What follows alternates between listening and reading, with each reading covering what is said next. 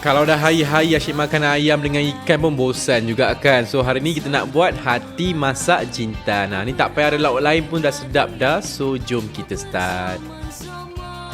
Bismillah.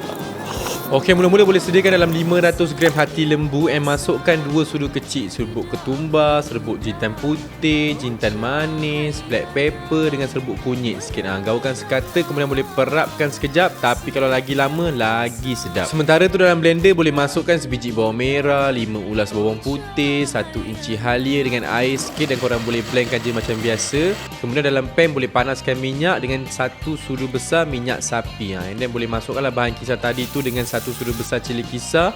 Korang tumiskan sekejap sebelum masukkan hati yang kita dah perap tadi tu.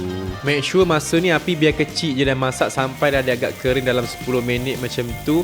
And then bolehlah masukkan bawang holland, cili merah dengan cili padi sikit. Tapi kalau tak nak pedas boleh skip je bahagian ni. Biasanya Amna akan masukkan 2 sudu kecil garam untuk masakan ni, tapi untuk kurangkan sodium dalam masakan Amna guna konsep smart salt ni. Boleh masukkan dalam 1 sudu kecil Ajinomoto bersama dengan setengah sudu kecil garam. Dengan cara ni dapat kurangkan pengambilan sodium sebanyak 59%. Okey, last sekali boleh masakkan sekejap bagi bawang tu layu sikit dan sedia untuk dihidang. Tak susah mana pun nak buat hati masak jintan ni. Kalau makan dengan nasi panas-panas memang sedap. So selamat mencuba.